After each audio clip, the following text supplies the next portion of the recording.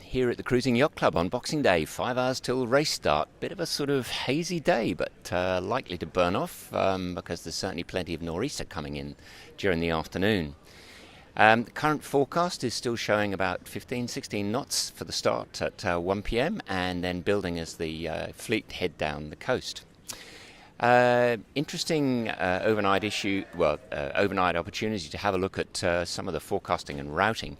And while I was scooting around on the internet, I came across Peter Eisler's weather routing. And for those of you who don't know, Peter Eisler is very famous legend of the America's Cup from 1987, navigator for Dennis Conner in that year, and he runs a rather delightfully called Academy of Sailing Secrets. So look that one up if you want to.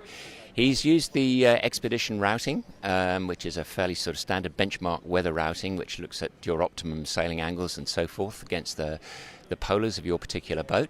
And he's done two really interesting comparisons, and one is with Comanche and the other is with Warrior 1, which is the American TP52, which is racing this year.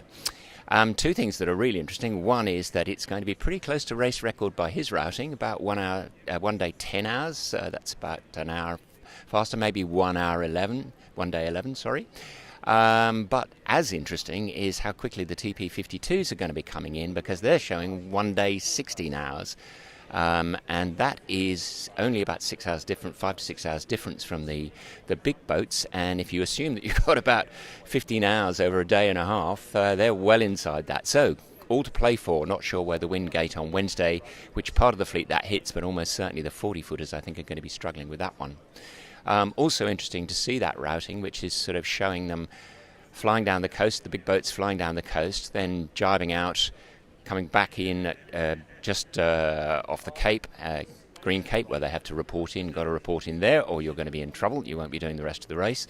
And then taking a really wide tack on starboard right the way out, wide of the rum line, all the way down halfway down the Tassie coast, and then pinning the point at which you reckon you're going to come straight back into the island, Tasman Island. And at that point, who knows whether we'll have all of the 4 Supermaxes in the same spot.